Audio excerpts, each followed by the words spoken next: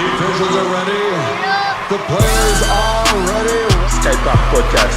Undisputed number one attraction, the pound for pound superstar. Oui, au basket, il faut penser basket. It's over! Unbelievable! Et on va passer tout de suite à l'invité suivant. En l'occurrence, l'invité suivante, puisqu'il s'agit de Cécile Doumax. Cécile Doumax qui est très impliquée dans le club de la Bred, qui est la présidente même de la Bred. Et on va l'appeler tout de suite pour qu'elle nous parle un petit peu de ce club qui est un petit club qui fait beaucoup d'efforts en termes de communication. Moi, c'est un club que je suis à travers les réseaux sociaux. Je vois qu'ils font plein de belles choses. Ils ont organisé les finales. Leur équipe féminine a eu de super résultats. Elles vont monter en région. Et donc voilà, je voulais avoir Cécile pour qu'elle nous parle de tout ça. Je l'appelle tout de suite.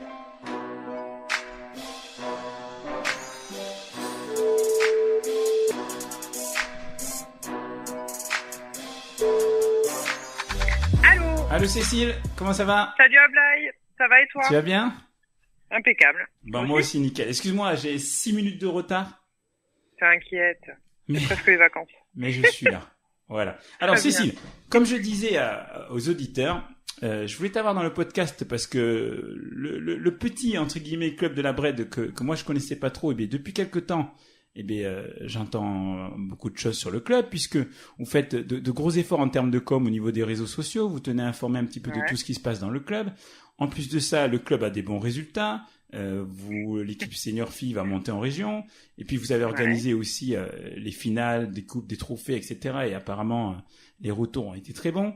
Et toi, tu as été médaillé de bronze cette année pour ton implication dans le basket girondin. Donc, c'est génial. Le basket à la Bred, tout se passe bien en ce moment. Alors, avant que tu nous parles du club, Cécile, est-ce que tu peux nous parler un petit peu de toi et de tes premiers contacts avec le basket? Comment ça s'est passé? Écoute, moi j'étais en mini poussine, donc tu vois, ça date pas d'hier. J'étais à jouer les tours, à côté de Tours, et puis après j'ai un peu zappé le basket et je suis passée à la danse pendant 10 ans. Et sauf que quand tu passes à la danse, tu anticipes pas trop le fait que tu vas mesurer 1m80, donc autant te dire qu'à 1m80, tu t'arrêtes la danse en fait, parce que t'en as marre d'être tout le temps derrière. Donc je suis revenue, voilà, mes amours du basket à Talence. J'ai recommencé, j'étais minime. Et je suis restée jusqu'en senior quoi. Senior, j'ai eu mes enfants. Et puis à Talence, j'étais pas mal impliquée déjà, j'entraînais des équipes, il y avait une super vie de club et voilà. Et puis après on a déménagé vers la Bred. Et ma copine m'a dit écoute, viens à la Bred, c'est bien. Alors moi j'étais un peu je freinais un peu des cas de fer parce que à l'époque la Bred Talence, c'était pas les meilleurs amis du monde, et j'ai dit non, c'est pas possible, je vais pas aller jouer à la Bred. Et en fait si, très bien. Écoute, un club plutôt sympa de campagne, enfin très très bien, avec du bon niveau à l'époque. Juste pour revenir à ce que tu viens de dire. Voilà. Juste pour revenir à ce que tu viens de dire. La Bred Talence, c'était pas la bonne époque parce que Talence, c'est un club qui a toujours été axé sur les filles quand même, faut le dire. Et la Bred aussi en l'occurrence. Donc c'est par rapport à ça. Ouais, c'est par rapport à ça. Et puis tu vois, nous Talence, on venait faire le tournoi de la Bred. C'était régulièrement on était en finale et de temps en temps on remportait le tournoi. Donc voilà, c'était des belles années, une belle époque de basket féminin. Donc voilà, et puis du coup je me suis retrouvée en équipe 2, c'était sympa. On s'est retrouvés avec 5 anciennes Talençaises parce qu'on est toutes un peu du coin finalement. Et puis on a remonté une petite équipe tranquillou, et puis la petite équipe petit à petit a fait son bonhomme de chemin. Et puis après l'équipe fille 1 aussi, c'était une époque un peu compliquée parce que elles étaient toutes à l'âge où on arrête le basket. Et Fred Ferron avait repris l'équipe, une équipe de cadettes surclassées seniors. L'idée c'était de pas perdre le niveau en fait, donc une super équipe, mais malheureusement qui a fait la dégringolade de R1 à R3. Alors si c'était des cadettes en même temps, les pauvres, ça devait être un peu dur. C'était raide quoi. C'était raide. Le challenge, si tu veux, c'était de pas perdre le niveau en fait. Oui. Le président de l'époque avait essayé de tout faire pour maintenir le niveau, et puis ça l'a pas fait quoi. Elles ont fait ce qu'elles ont pu, mais c'est vrai que c'est compliqué en région avec des cadettes surclassées, double surclassées, c'était vraiment raide quoi. Et puis nous on est arrivés, voilà, les vieilles, c'est encore une équipe de vieilles, ça fait un moment qu'on est sur les terrains aussi, recomposés avec des joueuses d'un peu partout de la Gironde. Et puis nous voilà en R3.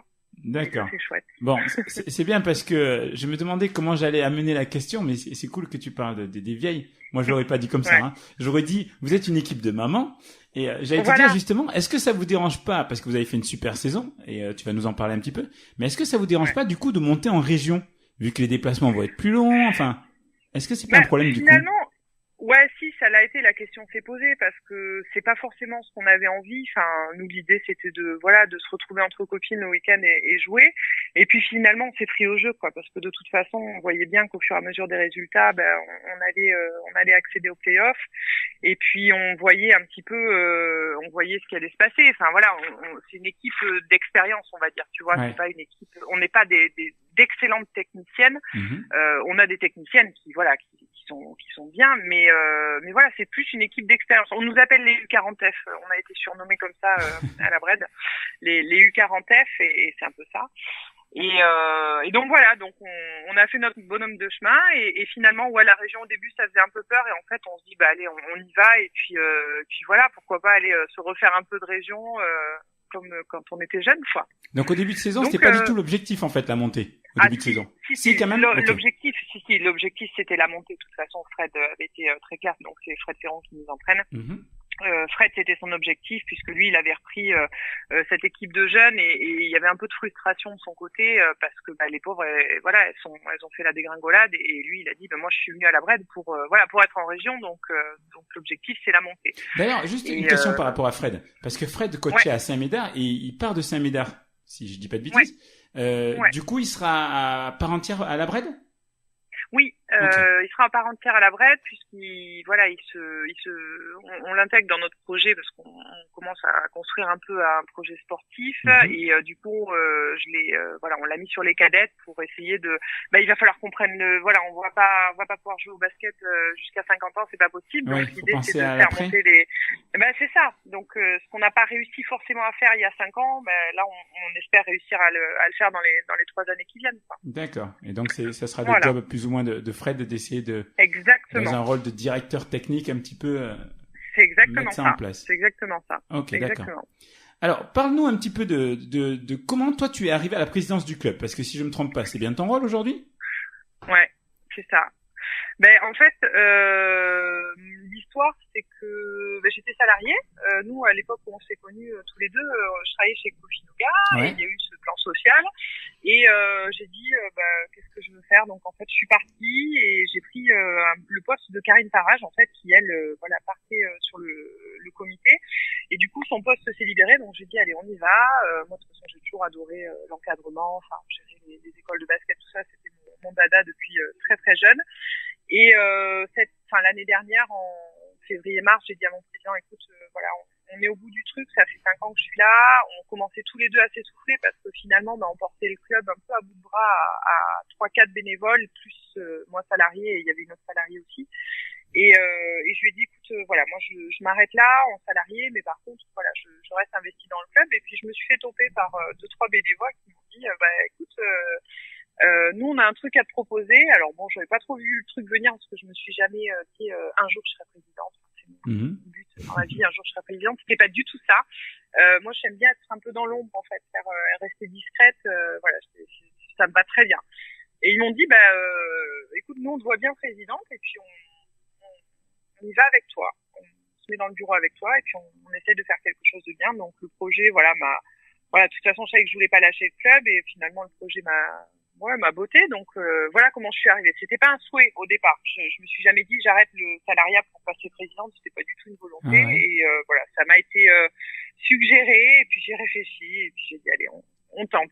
Bon, si ça peut te rassurer, t'es dans la norme, parce que j'ai souvent eu des présidents de clubs dans l'émission, et à chaque fois, les gens arrivent un petit peu comme ça par hasard, c'était jamais un souhait. Donc, t'es dans la norme. Cela dit, toi, quand tu prends le club, tu le connais assez bien. Ah ouais. Est-ce que d'entrée, t'as des idées pour améliorer le club? Est-ce que t'as des projets que tu veux mettre en place? Alors d'entrée, je suis rentrée dans le dur direct, c'est-à-dire que alors moi donc j'étais salariée, on mettait fin à mon emploi et il y avait Irina qui était salariée avec moi et fin des emplois aidés. Et là le 20 août, on avait fait une proposition à Irina qui lui convenait pas plus que ça et donc mi-août Irina nous dit écoute moi ce sera sans moi.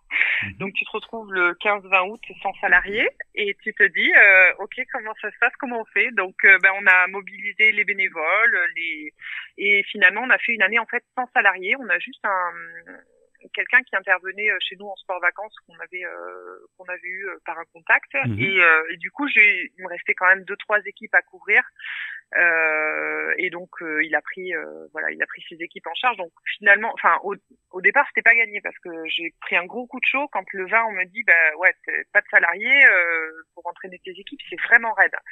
Donc j'ai pris un coup de chaud d'emblée. Voilà. Mais ça a posé les bases de la saison, et puis après ça s'est plutôt bien déroulé parce que tous les bénévoles se sont investis comme il fallait, les entraîneurs m'ont pas lâché, et on a fait la saison comme ça. Donc le début de saison était raide. Je te cache pas que c'était vraiment raide. Toi, tu jouais à ce moment-là? Tu faisais les deux? Ouais. Et tu coaches aussi, il me semble, non? Je coach les petites, j'ai une équipe de poussines que je suis depuis quelques années. Ma fille joue dedans, donc forcément ça donne envie.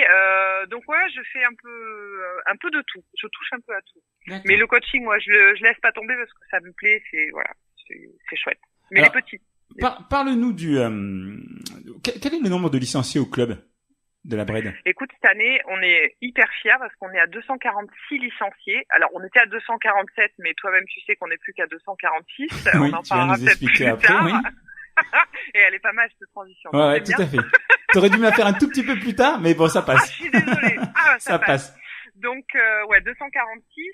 Là on a fait notre trajet il y a pas très très longtemps. On a augmenté de 20% nos effectifs en 3 ans. Donc c'est vraiment c'est vraiment pas mal effectivement. Ouais, hein. Ouais, c'est chouette parce que quand je suis arrivée salariée, je crois qu'on était 180. Ouais.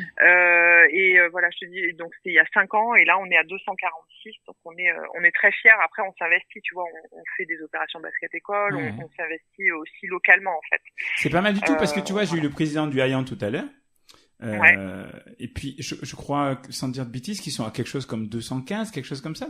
Alors que j'aurais jamais pensé que vous aviez plus de licenciés. Donc c'est quand même pas mal. L'idée c'était c'était d'augmenter les effectifs, surtout l'école de basket. Enfin on voulait continuer. De toute façon, il y a eu un gros taf qui a été fait par l'équipe dirigeante d'avant, et l'idée c'était de pas non plus tout révolutionner, c'était de maintenir tout ce qui avait été fait et puis d'essayer d'augmenter les effectifs. Vous couvrez toutes les catégories? Ouais. Ouais. On couvre, sauf les U20F où on les a surclassés directement en seniors, parce que tu sais que c'est toujours compliqué cette catégorie. Ouais. Mais sinon, toutes les catégories sont couvertes de baby à loisir. D'accord. Bon, au fond, c'est pas mal qu'elle soit passée en senior, hein. Non, c'est pas plus mal. Ouais, c'est pas plus mal. Donc, 18 équipes cette année. Bon, alors, j'ai une question concernant les bénévoles. Peut-être que tu vas me faire rêver parce que il semble que c'est une denrée rare et que ça se perd. Est-ce que à la Bred, il y a beaucoup de bénévoles? Alors, il y en a pas beaucoup. On en a, et des bénévoles fiables sur qui on peut compter. Et c'est surtout ça en fait qui est important, c'est que on est parti en début de saison avec une équipe de bénévoles. C'est la même qui est en fin d'année. Tu vois, on a eu une grosse manif il y a le week-end dernier ou il y a 15 jours, je sais plus. C'est toujours les mêmes qui sont là, mais par contre c'est toujours les mêmes. On n'a pas réussi encore à étoffer ce noyau de bénévoles. On a une vingtaine de bénévoles récurrents. Tu vois, je me souviens de Sophie qui parlait de Sophie Maureen Mérignac qui parlait de son problème récurrent de bénévoles. Alors que nous, alors je sais pas, est-ce que c'est la campagne, est-ce que c'est, je sais pas ce qui fait que on a, c'est un groupe de parents, un groupe de copains, et ça fonctionne. Alors je vais pas te faire rêver parce que on aimerait qu'il y en ait plus, mais déjà au moins ceux-là ils sont fiables et on peut compter sur eux. Bon, en tout cas ça a fait votre force dans l'organisation des coupes et des trophées. On en parlera après, on finira sur cette bonne note. Cette année, il vous est arrivé un truc incroyable que tu vas nous raconter tout de suite. C'est que il y a un joueur chez vous qui, tu me dis si je me trompe, mais qui jouait en U17, c'est ça? U20. En U20, alors qu'il avait peut-être 25, 26. Tu vas nous dire ça tout de suite. Et parce que cette personne apparemment avait falsifié plus ou moins son identité. C'est ça. Alors, raconte-nous cette histoire un petit peu folle qui vous est arrivée. Oh, mais c'est un truc de dingue. Le gars me contacte sur Messenger en me disant bah voilà, j'arrive des États-Unis, j'ai 17 ans, je voudrais venir m'entraîner avec vous parce que je voudrais signer l'année prochaine en club. Ok, pas de souci, tu viens, voilà. Donc il est venu à l'entraînement, je le vois arriver, un beau bébé de, je sais pas, il doit faire 1,95 ou 2 mètres presque, grand, baraqué, et là tu te dis putain, il a 17 ans, ok, c'est pas mal. C'est pas mal. Il va falloir le faire signer. Faut pas qu'il se sente un potentiel. C'est chouette. T'as sorti direct les papiers de mutation et compagnie. Voilà. Alors, pas de mutation, création de licence. D'accord. Donc, très bien. Donc voilà. Et arrive le premier match. Donc je lui dis, écoute, t'as pas ta pièce d'identité parce que du coup, on n'a pas eu le temps de récupérer ta licence. Il me dit, bah non, écoute, je suis en train de la faire refaire. C'est à la préfecture. Bon, si tu veux, je m'alerte pas. Quoi. Donc j'appelle justement le président du Hayan pour le premier match. Je lui dis, écoute, j'ai un joueur qui vient, tu t'inquiètes pas. Il a une double nationalité. Enfin, le discours était très très bien rodé. Tu t'inquiètes pas. Et puis il me dit, non, mais tant que tu m'envoies pas une grande 2 mètres, ça me pose pas de problème. Comment te dire si, en fait, il fait bien 2 mètres. Voilà, mais t'inquiète pas, il est pas excellent en basket. Enfin, c'est pas lui qui va te faire, voilà, qui va nous faire gagner. C'est pas une équipe très bonne. Bref. Donc bon, ça se passe comme ça, le gars vient s'entraîner, et puis deuxième match, coup 33, inversion de match, le match se joue à la Bred, et Diedrich Kilo, par hasard, vient voir le match, puisque c'était le mec qui jouait, donc Diedrich, qui était dans le coin, passe voir le match, et là il toque ma trésorière, il dit, mais ton numéro, alors je sais plus combien, il s'appelle comment? Écoute, non, il s'appelle pas comme ça. Comment ça? Si, il s'appelle pas comme ça, il s'appelle a priori... Non, pas du tout, il s'appelle pas comme ça. Bon, elle m'appelle, j'étais à l'étranger, écoute, il y a un souci, visiblement, il s'appellerait pas comme ça. Donc on déroule un peu le fil, lui, il est dans le déni total en disant non, je m'appelle bien je suis le frère de qui a joué au JSA, qui est maintenant en Suisse, machin, bon. Et puis je creuse un peu, si tu veux, et puis j'essaye de le faire parler, puis je lui dis, mais il jouait où l'année dernière, ton frère? Bah, en Suisse. Bah non, je veux pas en Suisse. Il était en Amérique du Sud. Donc je lui dis, autant tu prends une identité, ça, bon, déjà ça me pose problème, mais au moins tu vérifies le palmarès avant de te créer une deuxième vie, quoi. Enfin bon. Donc si tu veux, le bouilli m'est monté et je lui dis, écoute, soit tu me files une pièce d'identité et tu m'affirmes que tu t'appelles, soit tu viens plus aux entraînements et puis je veux pas en rester là. Je lui dis parce que c'est très grave ce que tu fais.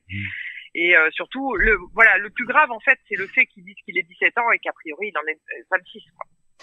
Donc voilà, donc du coup j'alerte le comité, Françoise, machin, je sais que j'étais très embêtée par rapport à ce joueur, et puis en creusant un peu, en fait, on se rend compte que ce mec, c'était effectivement pas la première fois qu'il faisait ça, qu'il était passé par Bègle l'année dernière, a priori Talence l'année d'avant. Donc voilà le truc un peu, ouais, c'était, et puis personne n'a bougé. Alors si, non, je dis pas personne n'a bougé.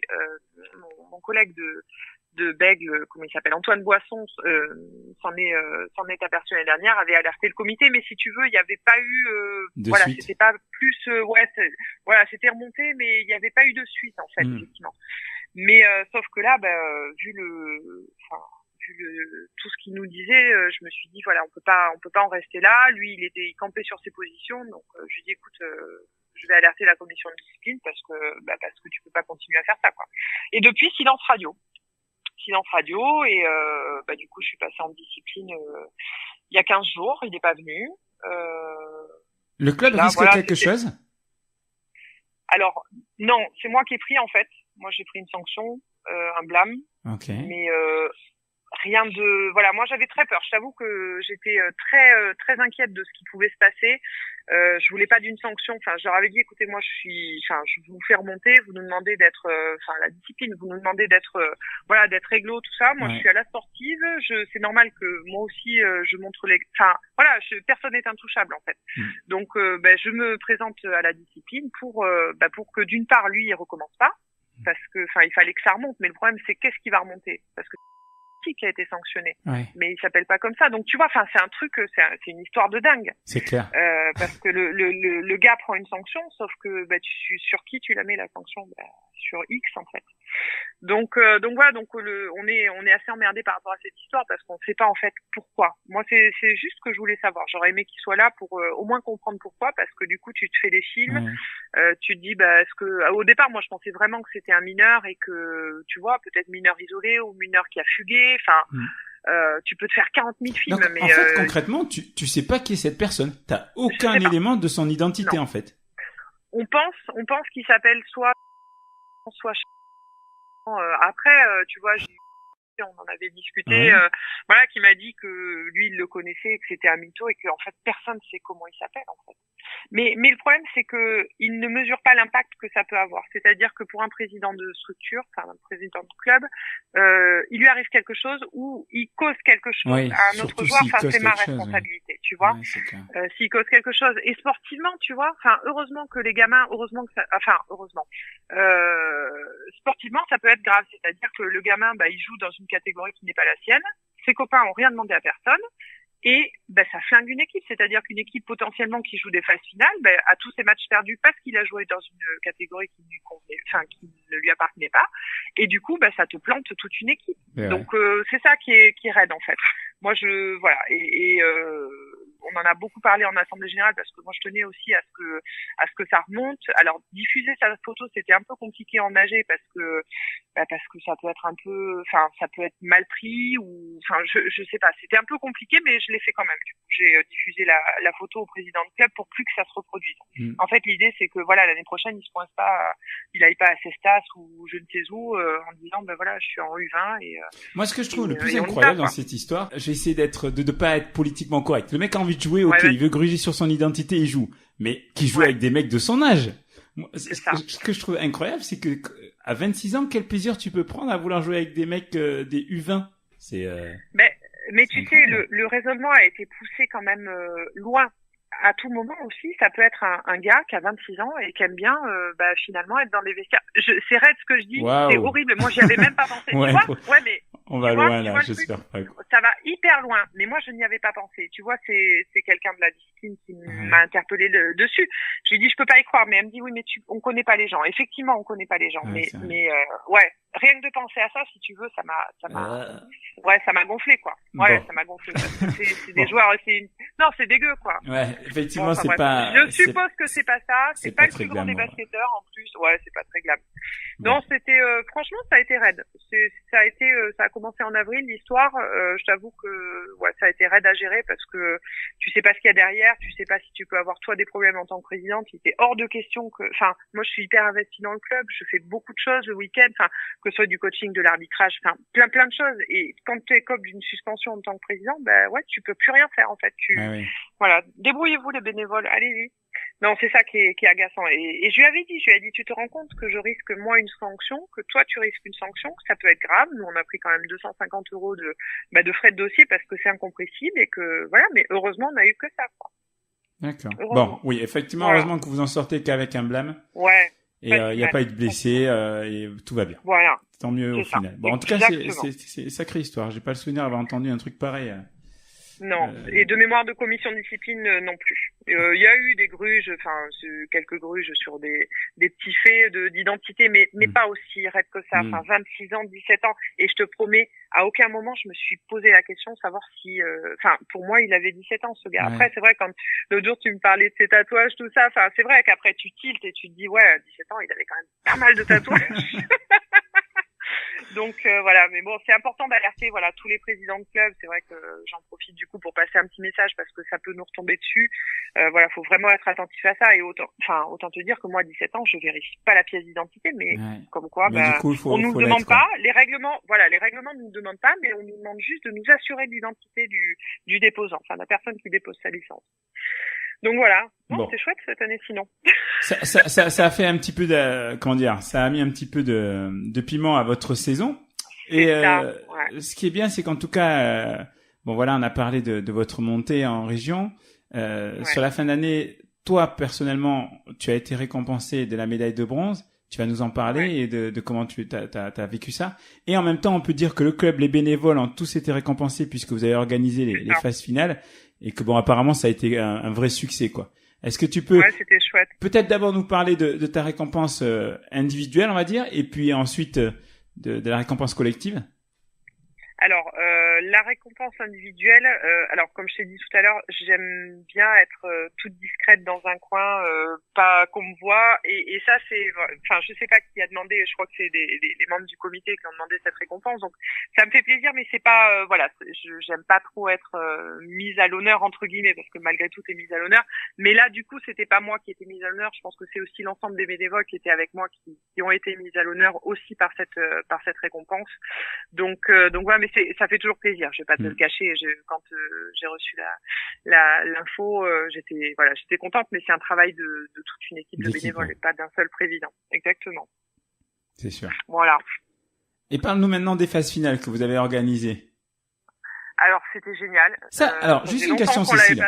Ça se décide en début d'année ou vous avez posé votre candidature il y a plusieurs années et puis vous attendez que ça vous soit attribué. Comment ça se passe exactement? Alors en fait, effectivement, on dépose en début d'année de mémoire, ça doit être novembre-décembre. En fait, le comité envoie le planning des manifestations et l'idée c'est de se positionner sur savoir qui a envie de faire quoi. Se positionner sur accueillir l'AG, accueillir des demi-finales, de la coupe, des choses comme ça. Okay. Donc nous, on s'était positionné sur deux choses en disant voilà, au moins on en aura une des deux. Et puis finalement, on a été retenu sur les deux puisqu'il y avait un manque de salles.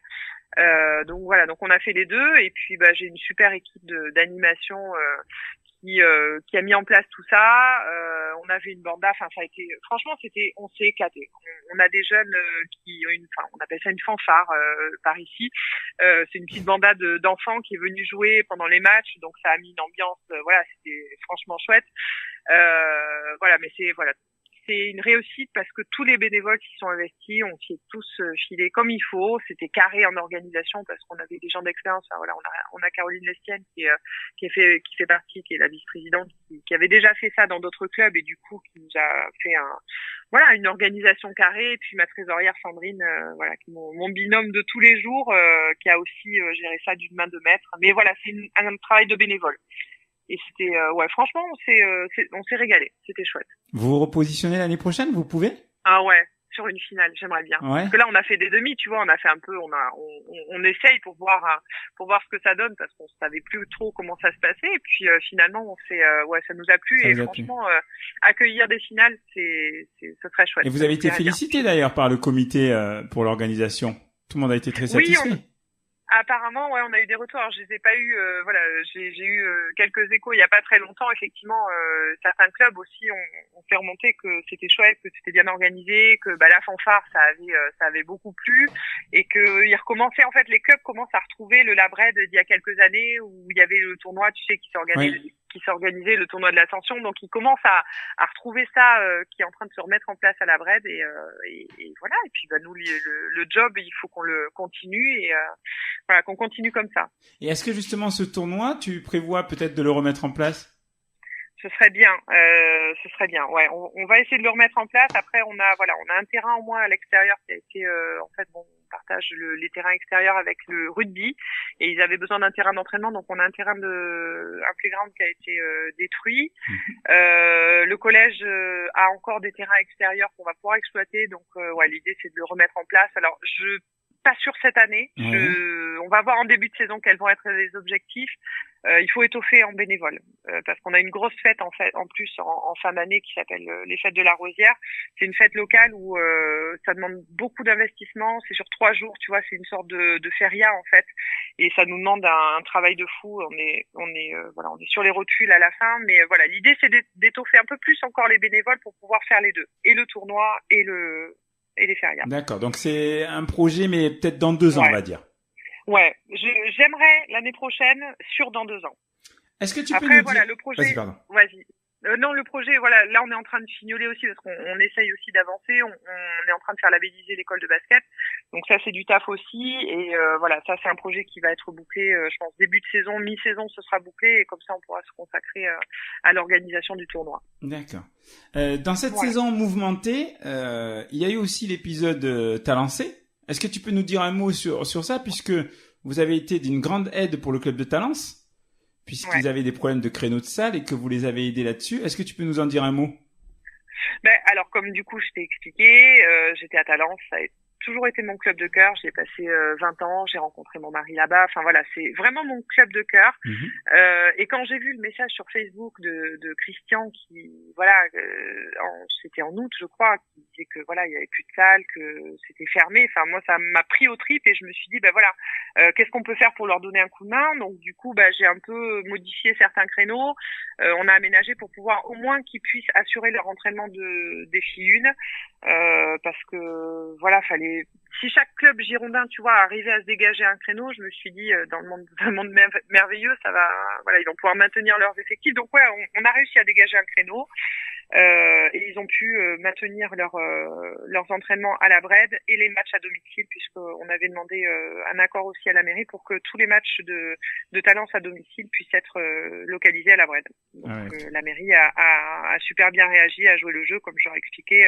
Voilà, ça peut nous arriver à nous aussi du jour au lendemain, et on serait bien content que les communes aux alentours puissent nous donner un coup de main comme ça. Bon, ça c'était vraiment génial. Et je pense que l'année prochaine ils retrouvent leur gymnase. Je crois que les travaux sont terminés. C'est prévu, d'après ce que j'ai compris, ce que Kiki m'a dit aux dernières nouvelles, je crois que c'est plutôt vers novembre, tu vois. Donc je sais que le début de saison va être un peu compliqué encore pour eux. Ouais, on essaiera de dégager. Alors après, nous, avec la mise en place du 3-3, nous on a positionné 2 créneaux d'entraînement 3-3. Mais s'il faut en libérer un, évidemment qu'on essaiera de leur donner un coup de main sans problème. Et qu'est-ce qu'on peut souhaiter pour l'année prochaine à ce club de la Bred qui, j'ai l'impression, est pas revu, mais t'es d'accord avec moi qu'on dirait qu'il y a un nouveau souffle, quoi.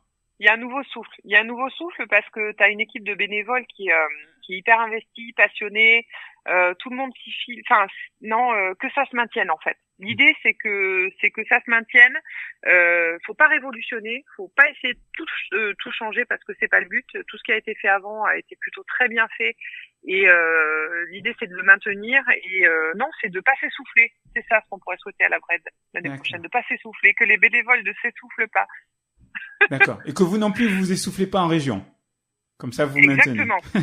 Ce serait bien. Non, l'objectif est évident, c'est le maintien. Après voilà, on a quelques recrues qui sont en cours de signer chez nous, des anciennes qui étaient chez nous qui reviennent parce que le projet plaît, le coach plaît, l'effectif plaît aussi. Donc l'idée c'est de se maintenir et viser milieu de tableau déjà, ce serait pas mal.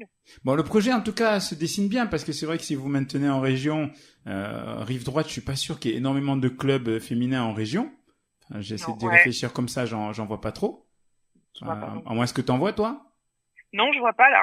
J'en vois pas trop non plus. Non. Donc oui, vous allez attirer des jeunes joueuses et puis ça vous permettra petit à petit de laisser la main et puis. C'est ça. Donc, c'est l'objectif. Rouler, pour la Bred. Après, c'est le problème des clubs de campagne, tu vois, malgré tout, on reste un peu excentré de Bordeaux.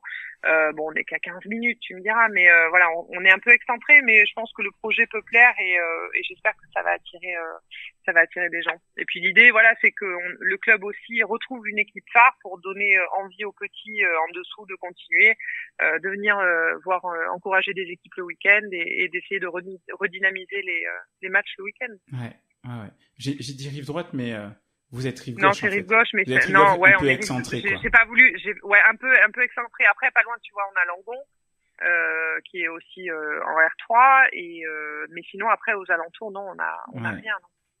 Non. Ok. Bon, en tout cas, je te remercie beaucoup, Cécile, d'avoir accepté l'intervention. Parce que comme tu l'as dit, t'es discrète, en plus t'es un petit peu timide et tout, mais bon, tu t'as très très bien géré, c'était parfait. Mais c'est parce que je te connais, c'est pour ça. Bon, et je pense que le club va être fier de toi, donc c'est magnifique. Non, mais un petit message à tous mes bénévoles, mais merci encore 1000 fois pour cette saison. C'était très bien. Ok, à refaire. Parfait Cécile, merci beaucoup, bonne continuation à toi, au club, et puis à l'année prochaine sûrement. J'espère que tu n'auras pas les mêmes mésaventures avec un mec qui va signer qui vient de nulle part. Et non, plein de réussite pour tes équipes en tout cas. Merci beaucoup Ablaï. À plus. Ciao. À plus, ciao. C'était Cécile Doumax.